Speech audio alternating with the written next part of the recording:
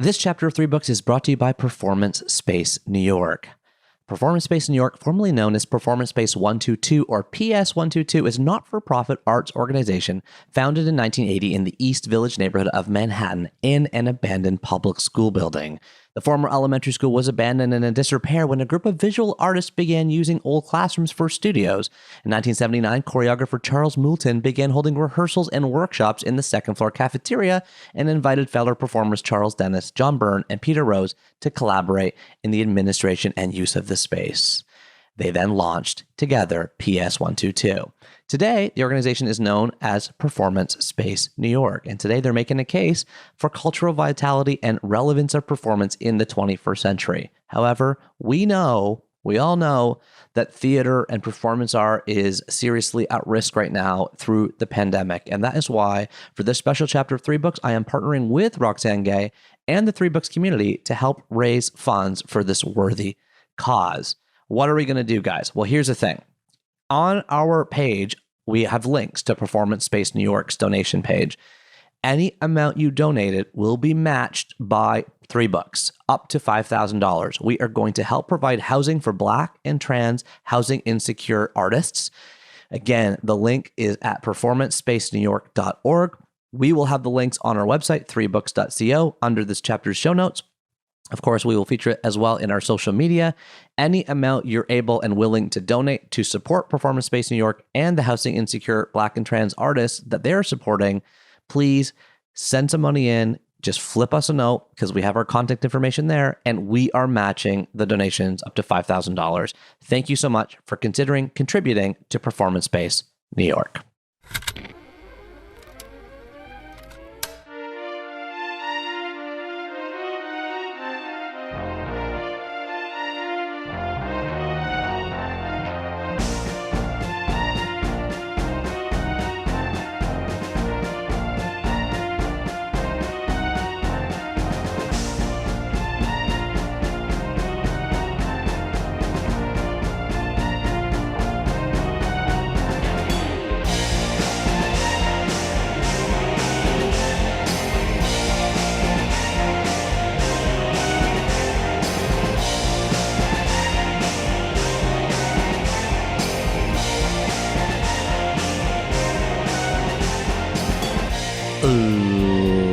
Ladies and gentlemen, boys and girls, children of all ages, and non-binary folks who really were not included in that first statement way back when, welcome back to another chapter of 3 books. Yes, you are listening to the world's only podcast counting down the 1,000 most formative books in the world. We are aiming near and far, high and low, up and down, flying down to Key West, Florida to interview Judy Bloom down in chapter 6, hanging out with Angie Thomas from Jackson, Mississippi. And today, my friends, we are calling up Ms. Roxane Gay.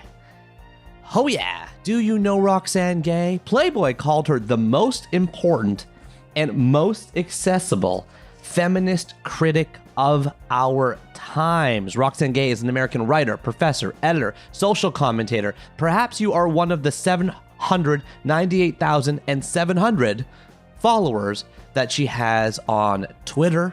Follow her at rgay, R-G-A-Y. Pretty badass when you have only a 4-letter Twitter handle.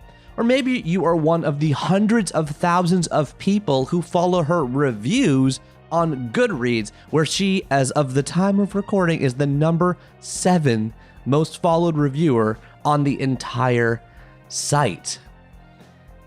Where do you start with Roxane Gay? There's so much to say. She is the author of the New York Times bestselling essay collection Bad Feminist, which came out in 2014, as well as the short story collection Ayiti, A-Y-I-T-I, 2011, the novel An Untamed State in 2014, the short story collection Difficult Women in 2017, and the New York Times bestselling memoir Hunger, which came out in 2017 as well. She is a prolific writer. She writes a column for the New York Times called Work Friend. She also contributes opinion op-eds to the New York Times. She is the founder of Tiny Hardcore Press. She is the essays editor for The Rumpus. which is where Cheryl Strayed got her start writing the Dear Sugar column, if the name rings a bell. She is the co-editor of Pank, a nonprofit literary arts collective. She is the editor for Gay Mag, which was founded in partnership with Medium. Roxane Gay, so much to say. She was an assistant professor at Eastern Illinois University for 4 years before joining Purdue University as an associate professor of English. And in 2018, she left Purdue to become a visiting professor at some no-name institution called Yale. Much of Roxane Gay's work deals with analysis and deconstruction of feminist and racial issues through the lens of her personal experience with race, gender, identity, and sexuality. And as you'll hear us discuss, she is married to the equally prolific Debbie Millman, a dream guest for me on 3 Books One Day, but the host of the wonderful podcast Design Matters. Oh boy, I'm pumped. I'm excited. I'm thrilled. I was super nervous to talk to Roxane. I knew not much about her work other than I followed her on Twitter. I started reading her stuff. I fell into a couple essays. I read an essay that she written about the Hunger Games. And then I'm like, this voice is loud and interesting and provocative and passionate. And I reached out to her and she graciously accepted. And I only had 20 minutes. I was lucky enough to squeeze into her schedule for 20 minutes. It was very gracious of her to even give us that. So I was like kind of quick to the button on my questions. And then, of course, leading up to the interview, I probably spent 50 hours going back, reading every essay in Bad Feminist, trying to dig through the treasure trove that are her Goodreads reviews, that are her New York Times op-ed columns, that are the essays she's written on Medium. If you try to read everything Roxane Gay has written, you will fail. That's the conclusion I came to after about 50 hours of wading through the amount of content she has, not to mention the wonderful podcast she's done. And I will say the 2 that she has done with Debbie Millman, her wife, hosted Design Matters, are 2 of my absolute favorite. And I couldn't quite tell when I was listening to them what stage their relationship was in. I wasn't sure if one of the interviews was where they met. One of the interviews, she says, "Why am I even dating you?" So I was like, okay, they're dating now. And then I think eventually I listened to one where they were had gone all the way. I love Roxane Gay. I think her voice is so valuable, so needed, and so important right now. Her work is leading the thinking for many people, including me. And I'm thrilled to bring even a little sliver of Roxane into our 3 Books community right now. Let's go.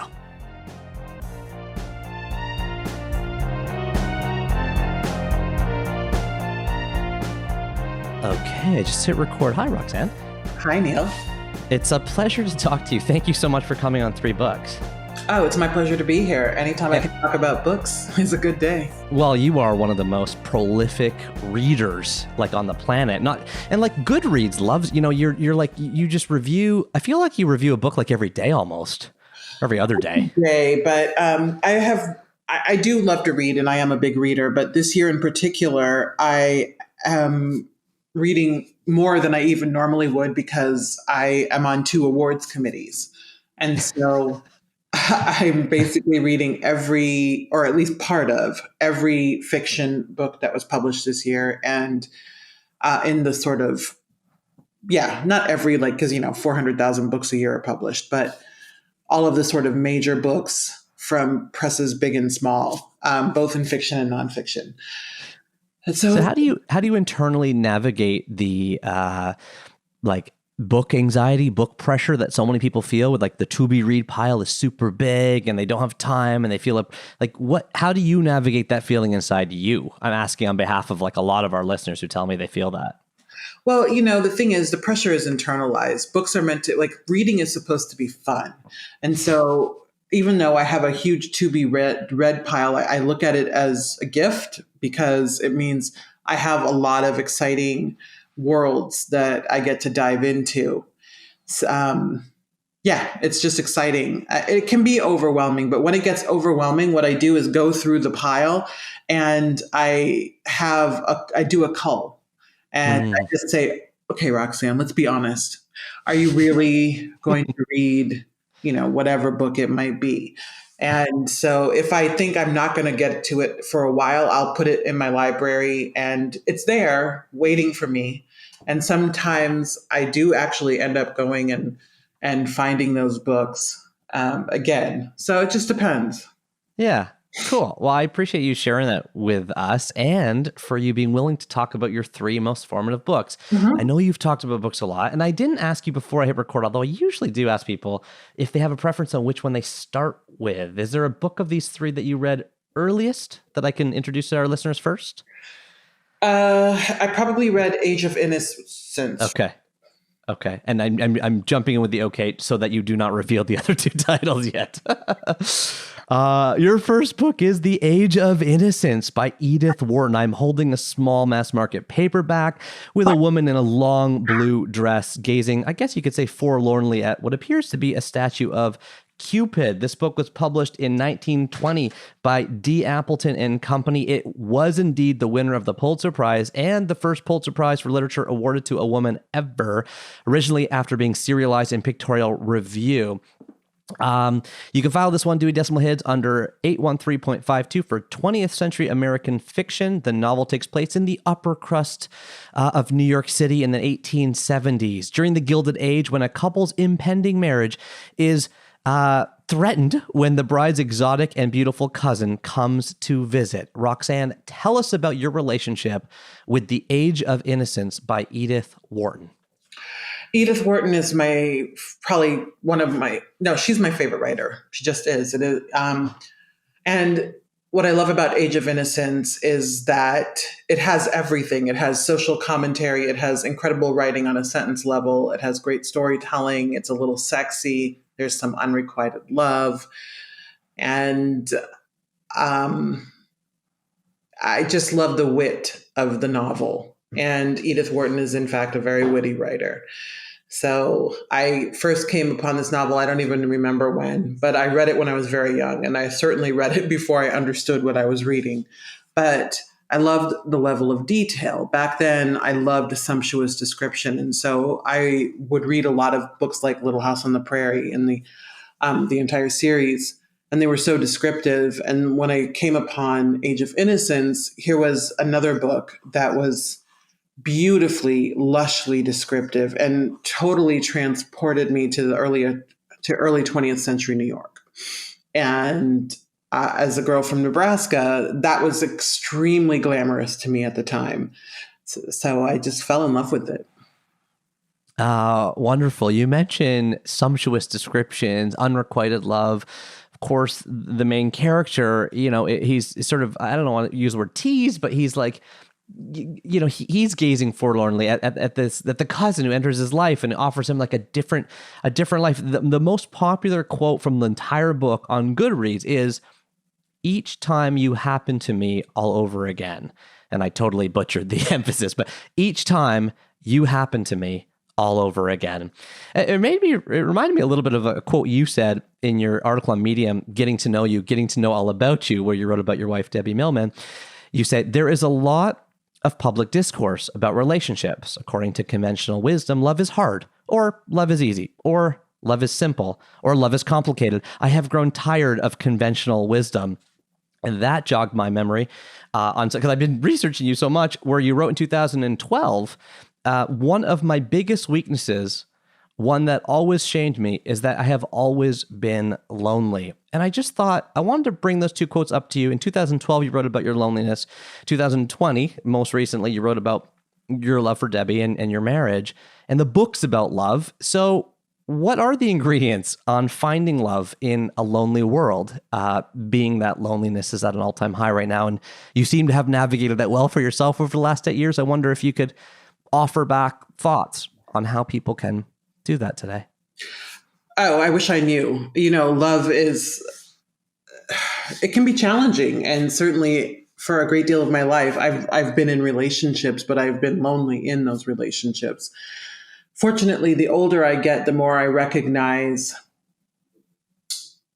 what I want and what I need and what I deserve, and how it's okay to have needs, wants, and to believe you deserve love and that you loved well. I mean, and to believe that you deserve to be loved well. And I wish that more people understood that, because I spent quite a lot of time in very miserable relationships. And, that's something that happens in Age of Innocence. It's actually, Newland Archer is married to May, and it's not miserable per se, but it's not the thing that satisfies his soul. Mm-hmm. And he settles. And I think that it's relatable because so many of us settle, but in the novel, his settling is framed as the noble choice. And I actually don't think that there is any nobility in settling. So that's definitely something where my thinking has evolved. Yeah, I like that you said it's okay to have wants, needs, and it's okay to believe that you are deserving of love and to be loved well. And then you also said earlier, as I get older, and I've heard you talk a lot about hitting age 40 and kind of as I get older, but there's a lot of people older than that haven't found that, and a lot of people younger than that have. Loneliness is crazy high. I just wonder, is it the series of lonely relationships that is one of the ingredients, do you think? Or is it like what imbues someone with the confidence to believe they're deserving of love? We should all have that. I agree. I mean, I was loved as a kid. I feel that I was deserving of love, but my first marriage, I was very low self-confidence. I looking back, I made a huge mistake. I married the May, of the book. And I don't know why I did that, but I wonder what could have helped me then. And I'm wondering what helped you now. I sometimes a lot of self-help has you believe that you have to find that thing within yourself. And if you just sort of work hard enough and love yourself enough, then you'll finally be ready for someone to love you. And that's just nonsense. It might work for like 4 people, but most of us are full of self-loathing and people love us anyway. And, I didn't really learn that I deserved to be loved well until I was loved well.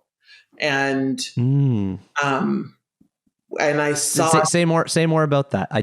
Can you expand on that? I didn't know I was worthy of being loved well until I was loved well. Yeah, I mean, until something happens to prove you right, until something happens to prove the thing you want, you're not really going to believe it. It's really hard to take it on faith. And so my previous relationship to this one was good. It wasn't perfect, obviously, because it didn't work out in the long run.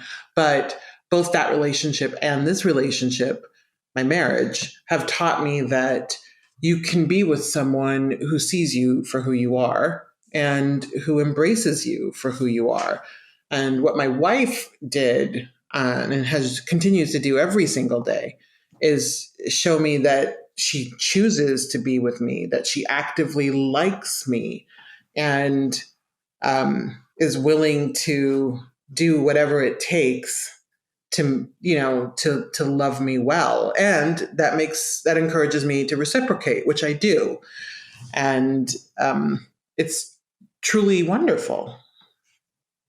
I love it. I so want to go deeper, but I also want to be careful. I don't go too deep down this rabbit hole and we miss your other 2 books. So let me jump now, while we hold that thought in the background here, into your second most formative book, Possessing the Secret of Joy, published in 1992 by Harcourt, Bruce, and Jovanovich, written by Alice Walker, who of course was born in 1944 and is an American novelist, poet, and activist, best known for her 1982 book, The Color Purple. Possessing the Secret of Joy is the story of Tashi, a tribal African woman who voluntarily undergoes female genital mutilation as a teenager for cultural reasons and then becomes severely traumatized, or as the book calls, mad afterwards.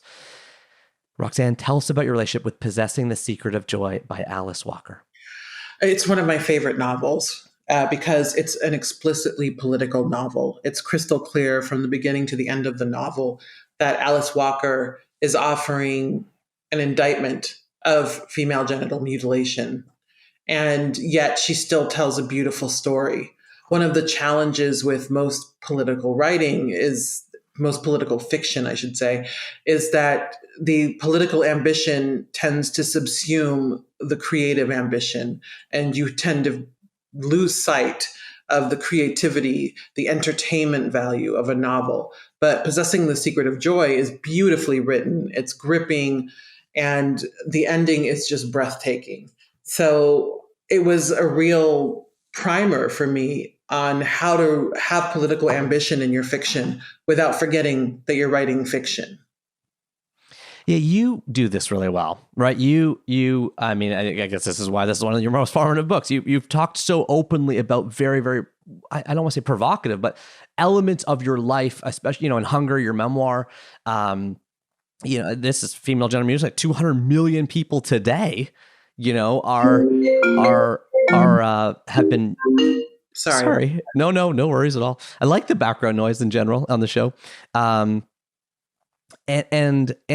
yeah, some anthropologists say, we're here projecting cultural relativism on people trying to get rid of it, meaning that we're here from one culture saying, don't do that in your culture. Obviously, we can agree female genital mutilation, especially as described in this book, is a horrifying, traumatizing, physically abusive kind of act.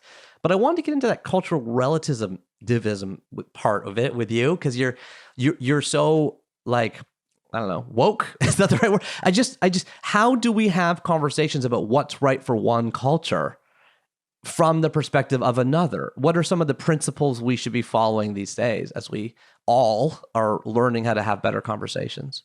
Well, the thing is, I mean, when we talk about wokeness, really what we're saying is that you make me uncomfortable because you are forcing me to question my place in the world and how the world functions and how I benefit from it.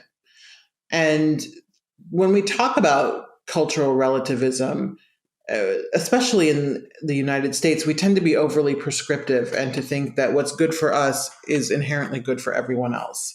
But that's not the case. That said, I do think that there are some fundamental issues, and they tend to affect women, that we can sort of say, despite what your culture may be, this is wrong. And that culture does not need to heed or care about my opinion or the American opinion on it. But when you mutilate young women's bodies in ways that have repercussions for a lifetime, that affect their sexual pleasure, that affect their physical health, I think it's totally fair to say, perhaps we should do something else. Mm-hmm. Yeah. Yeah. So I just think it's a good question. Yeah.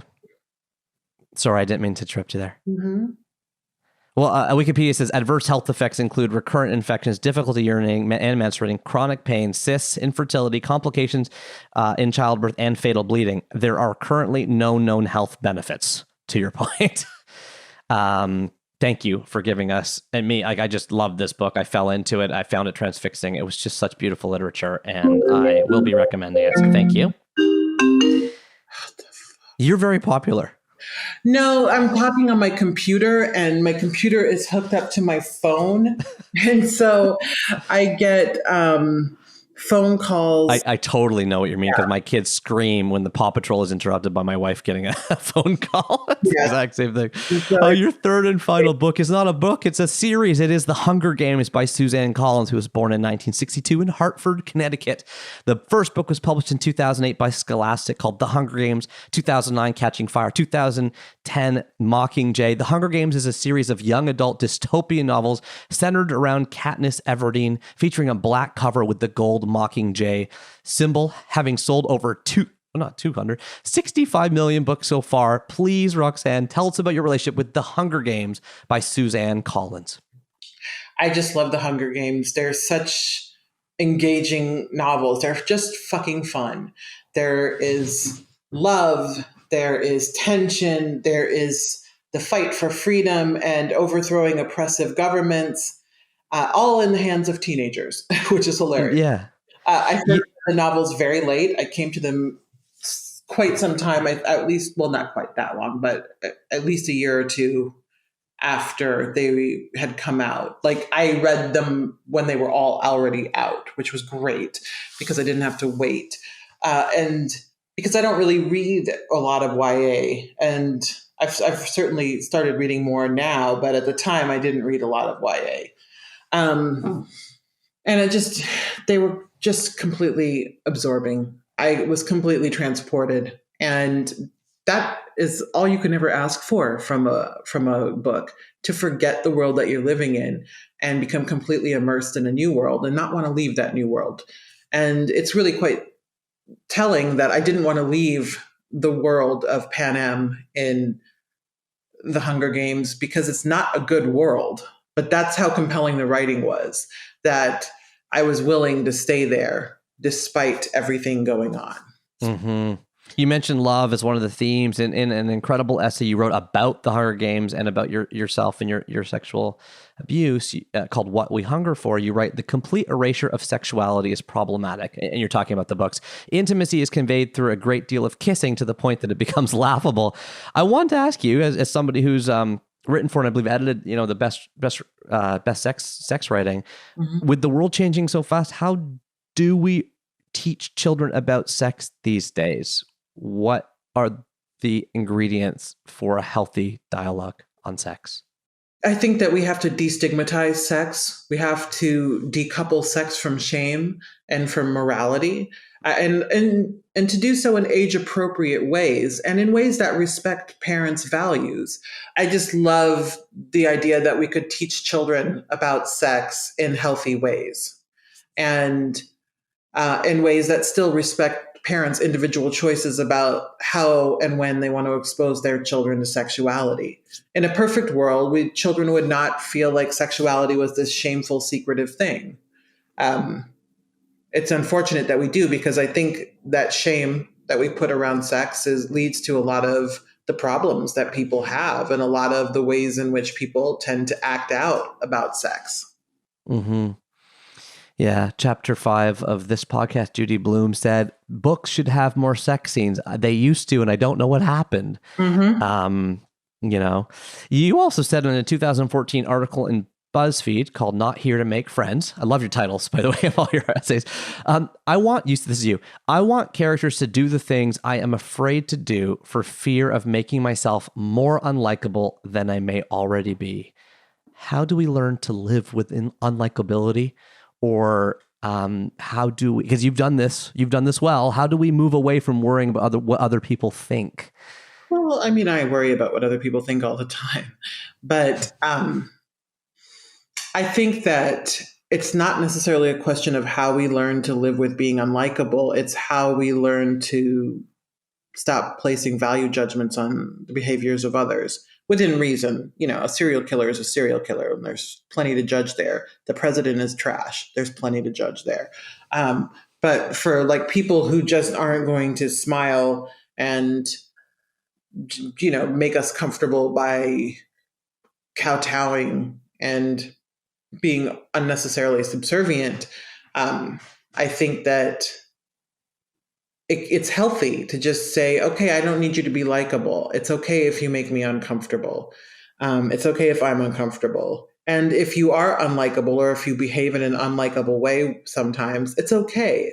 And unlikable is not unacceptable or rude or unhealthy. It just means, maybe I'm not going to smile for you today, and you're just going to have to live with that. Unlikable is not unacceptable. I love that. As we close off the conversation, I just want to ask you, Roxane, for our last question. You're prolific. Your writing is everywhere. Your work is adapted in TV, film. You're just it's amazing what you are accomplishing. What is one or two final pieces of advice you have for everybody listening who are aspiring to become better writers?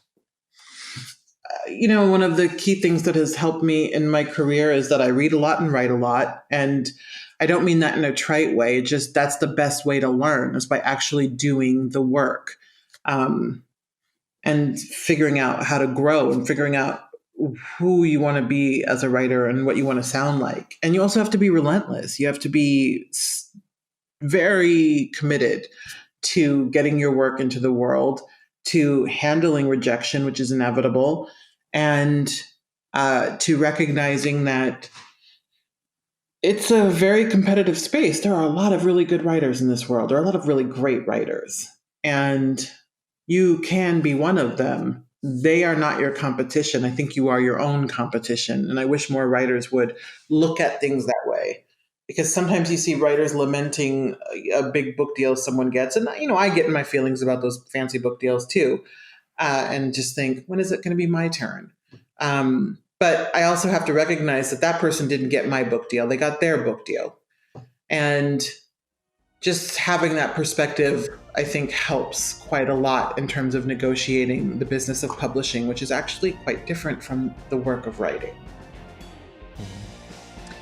Roxane Gay, thank you so much for coming on 3 Books.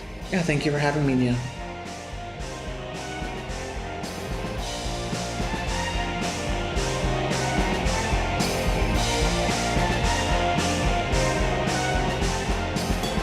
Hey everybody, it is just me, just Neil again, hanging out in the basement on a brown couch full of wires, listening back to the epic mic drop that is Roxane Gay. Yeah, I do picture her just like as a mic drop gif, like just replaying over and over again. How many quotes did she drop on us there? I mean, so many. Even though it was a short time, I got like a dozen quotes written down in front of me. 3 that stood out to me were these 3. A lot of self-help has you believe that you have to find that thing within yourself, and that if you work hard enough at loving yourself, you'll be ready for someone to love you. And that's just nonsense. It might work for 4 people, but most of us are full of self-loathing, and people love us anyway. How relieving to hear her paint it that way. And we don't have to perfectly fix ourselves. We can be the best we can be and then find love still. Okay, I love that. She called me out when I mentioned that word woke. It came out in a weird way. And then she said, look, Neil, when we talk about wokeness, really what we're saying is that you make me uncomfortable because you are forcing me to question my place in the world and how the world functions and how I benefit from it.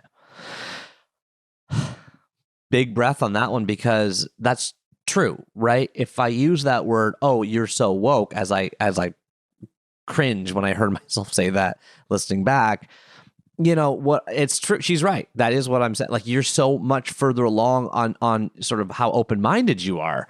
But if that is the case, then why am I not more open-minded? And why am I set in some of the thinking patterns I'm set in? Anyway, a wonderful brain scramble, as she often does. I thought that quote was. And then third, that I pulled out, you guys will know that this theme has been coming up over and over again, all the way since back in chapter 6 with Judy Blume.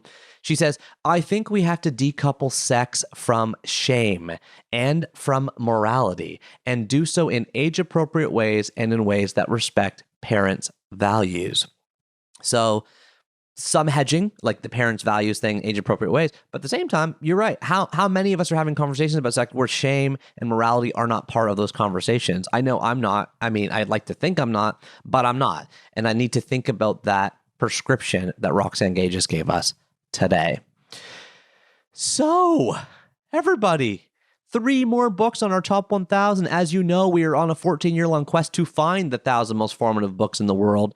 Roxane Gay just gave us number 803, The Age of Innocence by Edith Wharton. Number 802, Possessing the Secret of Joy by Alice Walker. And number 801, The Hunger Games Trilogy by Suzanne Collins. Yes, we are going to allow her to have all 3 books in the form of a trilogy, as we did with Kevin the Bookseller, and who added the Lord of the Rings trilogy way back in the high 800s. If you indeed want to check out the entire list of 1,000 formative books that we are collecting, head on over to 3books.co/the-top-1000. That is also where you will find all of our show notes, all of our values, all of our epic little blog posts that we write up about everybody and post pictures on there. And I don't know if anyone cares, but we do, and we put them up there. So if you want to check out or revisit or find more details about the books, it's all right there. As always, the show, the podcast, the website, everything, no ads, no sponsors, no interruptions. We stopped linking to Amazon, and now we link to, as best as we can, the Wikipedia entry or another entry of the book to force you or help you purchase your book from an independent bookstore if you can. Okay, now, thank you to Roxane Gay for delighting us on chapter 67 of 3 books. It's been a crazy year, guys. I mean, we're in November 30th territory right now. We're almost done. I feel like it's flying by. But for those listening, for those who love this as much as me, a huge, huge thank you for being here. And now, if you made it to this far in the podcast, I'd like to welcome you back to the end of the podcast club. Yes, this is one of 3 clubs that we have for 3 Books listeners, including the Cover to Cover Club. Those are the people that are listening to at least the first 15 minutes of every single one of the 333 chapters, joining us, through a few decades of their lives for every single chapter of the show.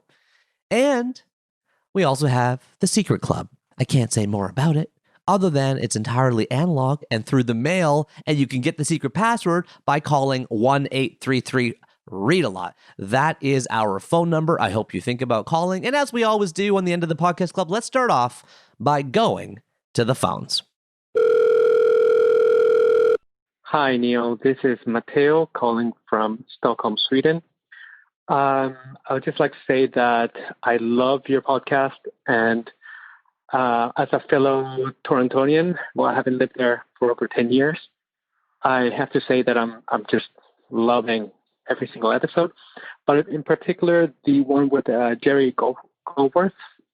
I thought that was great to hear some Blue Jays references, and when you talk about the Sky Dome, and it just really hit home. And I just listened to your last episode with Dr. Laura Markham, and I just like to say that you probably opened up a can of worms with the reference to uppity and your question whether if the word uppity was racist or not. I think going back to that episode about the Blue Jays announcer, I think even the word, is the word Indian or brave racist on its own? Probably not. It's just about the context and the way the word's used. So by saying that is the word uppity racist, it's almost like you're asking, is Dr. Laura Markham somehow racist, or let's say ignorance of race? I think it's all about the context and the way the word is used. But given the climate that we're in right now, I think if you could think of a better synonym than uppity, probably would be the safe thing to do. Anyways, I digress. So I just want to say I really love your podcast. Thank you so much. And I look forward to even more. I look forward to the next full moon. Thank you so much. Bye. Thank you so much to Matteo from Stockholm, Sweden, for calling 1-833-READ-A-LOT. First off, a couple things I want to pick out. I love the reference to Jerry Howarth, former Blue Jays legend and announcer, was still a legend, who joined us in Chapter 30 that we broadcasted right from the Sky Dome. I want to just mention that I want 3 Books to have a little bit of Toronto in its DNA. I don't want to be so focused on my hometown that we neglect the broader global community. Of course, that show is very global, as we know from calls like this, but there's something about Toronto that's just in my DNA, and I do think it is a wonderful city in a wonderful country. And so when we have people like Robin the bartender, or Jen Egg the restaurateur, or Lisa LeBeau, I want to evoke some Toronto sensibility, or at least atmosphere in the show. Am I doing it right? Am I doing it perfectly? Can I do it better? What do you recommend? It's not like the listenership is naturally biased towards Canada or Toronto, but yet I'm from Toronto. And so if you can feel a city, or you can get a small sense of traveling through the show, then to me, that's a huge win. Give me a call and let me know how I'm doing or what you recommend. Now, on the word uppity, you make a great point, and I love the parallel to Braves or Indians, which in and of themselves are not offensive words necessarily, but of course, in the context of the baseball teams, Jerry Howarth parlayed why they were and how he got letters from people and explained that. So I take what you mean seriously, and I partly put your voicemail on the show, Matteo, because it's a really nice tip-in or connective tissue to both Roxane Gay and the word of the chapter, which is coming shortly. But not right now. We're now going to go over to the letter of the chapter. And this chapter's letter comes to us from Kate's0730, who left this review over on iTunes down in the US of A. 5 solid stars. I adore this podcast. It is truly one of the best book podcasts out there. Fascinating conversation, incredible recommendations, and that prompt introspection while warming my bookish heart. Kate's0730, thank you so much to Kate's and to Mateo and to all of those people who have their voicemail or letter read on the show. Drop me a line and let me send you a book to say thanks. As you guys know, I read all your letters, whether they are in the form of iTunes reviews, whether they are in the form of YouTube comments, whether they're in the form of wax-sealed envelopes dropped to us through the mail. I read every single one, and I read one in every show. Okay, and now it is time for the word of the chapter. That was the thing I teased a second ago to Mateo, but of course, let's go back to Roxane now. Make us comfortable by kowtowing. Yes, indeed, it is kowtow. Kowtow. Kowtow. How do you pronounce that? Let's see. Here we go, dictionary lady. Come on. Kowtow. To act in an excessively subservient manner. To act in an excessively subservient manner. However, the origin of this word is fascinating and has been changed over the years. Kowtow is born from K-A-U space T-A-U, kowtow in Cantonese Chinese. And it is the act of showing deep respect by prostration. That is, kneeling and bowing so low as to have one's head touching the ground. In East Asian cultures, the kowtow is the highest sign of reverence, widely used to show reverence for one's elders, superiors, and especially the emperor, as well as for religious and cultural objects of worship. In modern times, however, the usage of kowtow has been reduced. So it's like, well, why has it been reduced? Like, what's wrong? Why do we take something that means deep reverence and sort of, as Roxane used it, and as I use it, and as I think about this word, it's sort of like use it in that dictionary definition of an excessively subservient manner. Okay, so then I found an incredible blog post over on Post Magazine, How Kowtowing Acquired a Negative Connotation in English. This is published by Lisa Lim, and the column is called Language Matters. Okay, it's a fascinating column. I'm going to read you a couple excerpts today. Okay, British explorer author Sir John Barrow noted in his book Travels in China in 1804 the Chinese custom of touching the ground with the forehead in the act of prostrating oneself as an expression of deep respect, submission, and worship. Okay, so he wrote it down in English as kutu or ko-tou, and that's where the word first came in English. It actually means in Cantonese, knock head. Cow means knock, and tao means head. So knock your head to the ground in a more gentle way than that sounds. The practice, of course, dates back much further than the 19th century. It comes from 221 to 206 BC, which is the Qin dynasty, Qin dynasty, and it was a ritual performed before the emperor in imperial protocol. Interestingly, kowtow is also where tea tapping comes from. The finger kowtow, which is the light tapping of one's bent index and middle fingers on the table 3 times after one's cup is filled, thanks to the tea server. This custom purportedly originated also, in the Qing dynasty, Qing dynasty, when the emperor, traveling incognito throughout the empire, might fill a servant's teacup. The servant, so as not to reveal the emperor's identity, would perform a finger kowtow in lieu of prostration. Interestingly, kowtowing emoticons have been used in East Asia since the early 2000s. Okay, they use an O representing the head, the letter R representing the arms, and a Z or a Z representing the legs. It shows, you can picture an O, R, and Z or Z is the symbol of somebody kowtowing or bowing in a prostrate position. Now, this is the interesting part. Kowtow has now shifted to a figurative meaning of acting in a submissive or obsequious manner. Why? I'll tell you why. Because European emissaries in the late 18th and 19th century refused to kowtow to the emperor. They thought it was a disdainful practice. When they went to China and they saw people doing this, they're like, this is terrible. We don't like this. So in English, they brought back a word that meant deep reverence and bowing your head in East Asian cultures, and they now gave it a negative connotation in English. Okay. For example, she didn't have to kowtow to the boss's demands, right? Back to the original definition, act in an excessively subservient manner. Interestingly, of course, the second definition of Merriam-Webster is the historical reference of kneeling and touching the ground with their forehead in worship or submission as part of a Chinese custom. The second most searched term about kowtow is it offensive in the English language? Well, I think that is a question mark now, but we do know that the origin of this word in English comes from the colonialist perspective of looking disdainfully at the Chinese practice. Kowtow, the word is cow-tow.